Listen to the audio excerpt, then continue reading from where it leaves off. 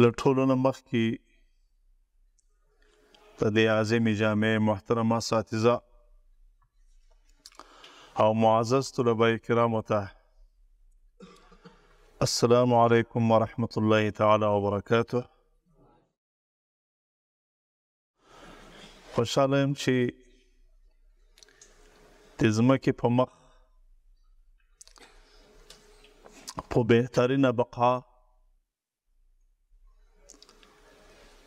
یا هغه مرکز کې چې رسول الله صلی الله علیه وسلم ورته خیر بقاع الارض وایي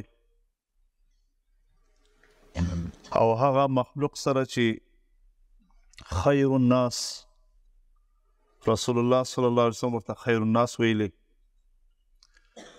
له دوی سره به یو څو دقیقې پاتې کېږو. مسجد او مدرسه د دین او علم دا دوهم دار ارقم او ثانی صفه ده. دا د مجمع البرکات والفیوزات د دین د احیا قوت او ارتقاء لومړني مراکز دي. ښکاره خبر ده چې په دې عظیم او سپېڅلي مرکز کې د الله تعالی دوه ډوله مخلوق زندگی کوي. یو پکې اساتذه کرام دي او دوهم پکې طلبه کرام دي. اساتذه چې په دغه مدرسه کې زندگی کوي دا څنګه مخلوق دی؟ زه به د دوی په هکله د رسول الله صلی الله علیه وسلم یو څو مختصرې خبرې وړاندې کړم. رسول الله صلی الله علیه وسلم فرمایي چې دغه اساتذه علما فضلهم على العباد كفضل القمر على سائر الكواكب. په نوره ټولنه کې یو داسې پرهیزګاره بندګان وګورئ چې شپه او ورځ یې د الله تعالی په عبادت تېرې شي. دا چې څوک په دې عام مخلوق کې چې شپه او ورځ یې د الله تعالی په عبادت تېري په دغسې مخلوق باندې بیا هم د دغه علماو د دې اساتذهو فضیلت داسې ده لکه د لمر د سپوږمۍ فضیلت په ستورو باندې. سپوږمۍ شان وګوره او د ستورو شان. رسول الله صلی الله علیه وسلم د دې اساتذهو په هکله باندې فرمایي چې دا لکه سپوږمۍ داسې دي په دې مخلوقات.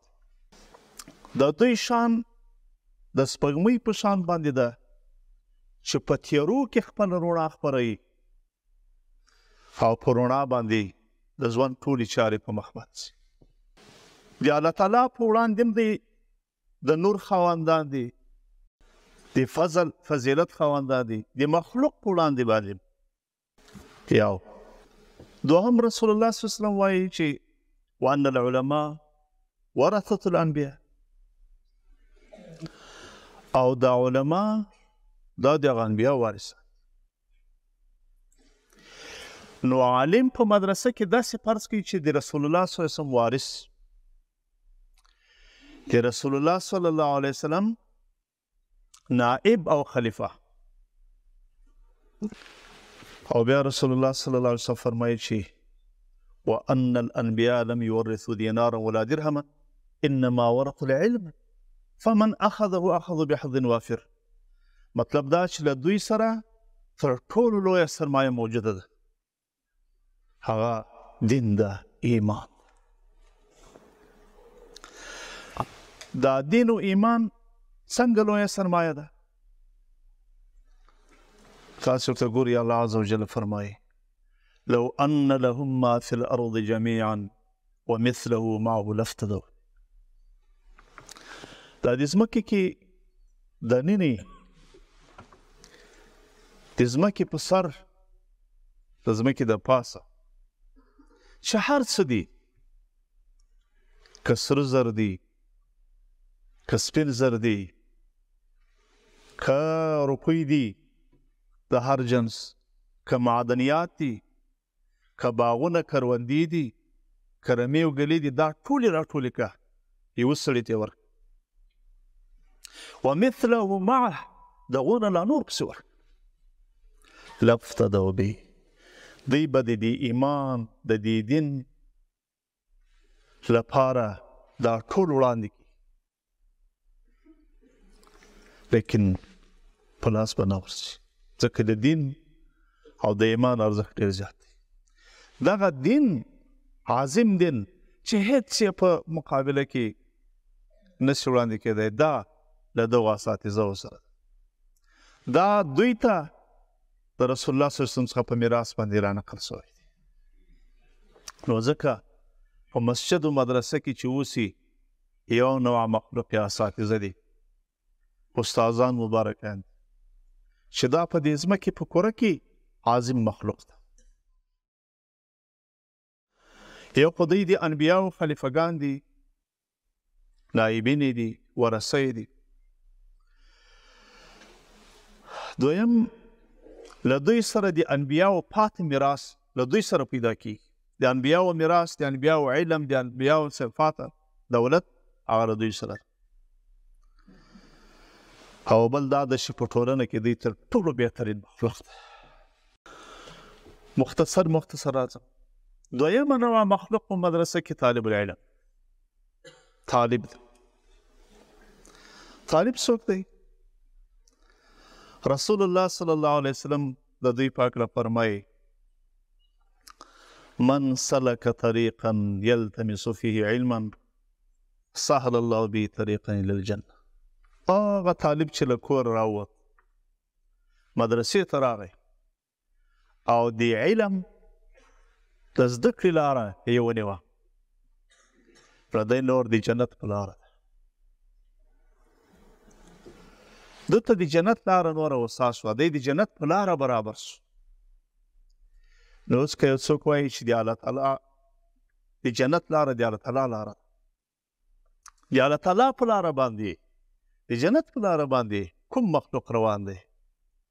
دا طالب. من سلک طریقا یلتمس فیه علما سهل الله به طریقه.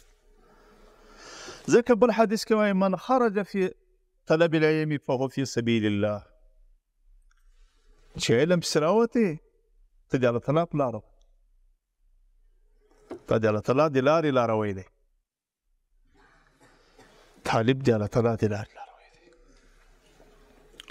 دوم دا طالب ته داسې مه ګورئ، دا طالب عجیب قدر لري د الله تعالی په وړاندې، د الله تعالی د مخلوق په وړاندې باندې د عزت لوی قدر لري. رسول الله صلی الله علیه وسلم فرمایل: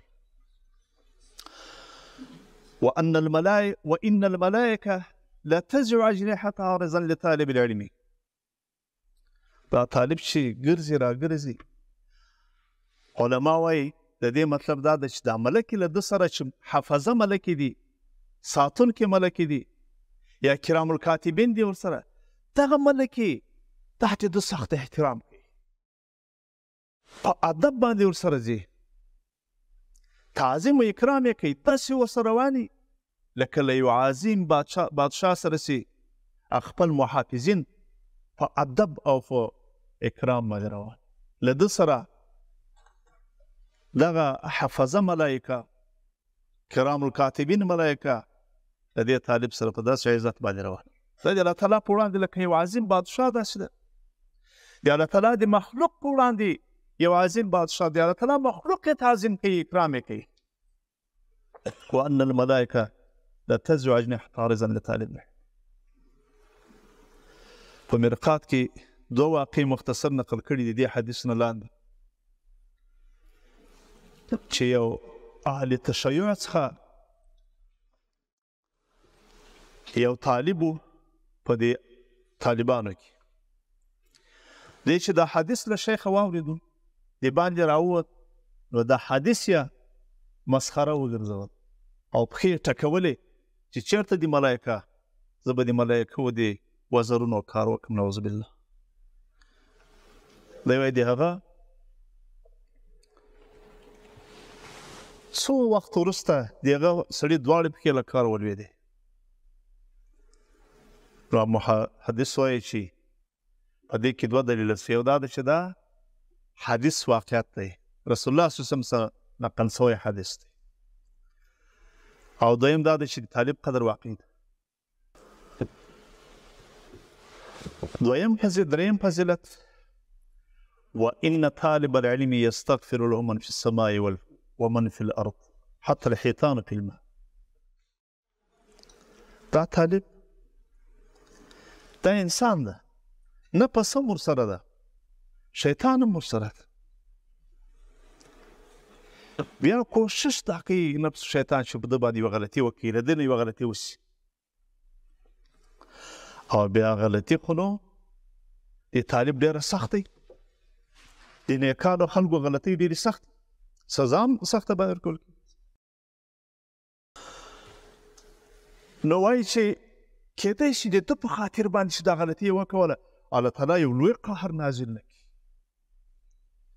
یو لویه صدمه دې امت ته ونه رسي، ځکه چې دی خو نازولی بنده دی الله تعالی. نو که یو معمولي غلطۍ ځینې وسي هم بیا سزا سخت دی، ځکه دستې ملائکه من فی السماء ومن فی الارض. سړي به دا فکر و چې دا به پورته مخلوق ښیي او د ځمکې مخلوق به ښیي، بس د بیا حتی الحیطان فی الماء، ته نه د وچې نه د اسمان حتی د دریابو ماهیان له هم. وإن طالب العلم يستغفر له من في السماء ومن في الأرض حتى الحيطان في الماء. مطلب څه شو؟ دا ټول مخلوق د دغه انسان لپاره له الله تعالی څخه مغفرت غواړي. یا ربه اوس نو دا مغفرت غواړي، یو وجه خو یې دا وه چې ما درته ویل چې دا مقرب مخلوق ده الله تعالی ته، نږدې مخلوق ده، نفس شیطان څخه یوه غلطي ځینې وشي داسې نه وي چې سخته سزا ونه کړي. یوه بیا دا ده چې د ده د قدر د عزت په خاطر باندې الله تعالی ته لکه ملایکه چې د ده تر پښو لاندې وزر غواړي یا ده سره تواضع اکرام ادب کوي، دغسې د ډېر ګرانښت د ډېر قدر په خاطر باندې الله تعالی ته وایي چې الله دغه انسان ته چې دا غلطي وسوه عفو ورته وکړه، مغفرت ورته وکړه. نو طالب یو عادي مخلوق نه ده، طالب العلم یو معمولي خلک نه دي، ده دا د ځمکې په مخ باندې د الله تعالی یو بهترین مخلوق ده. ولې؟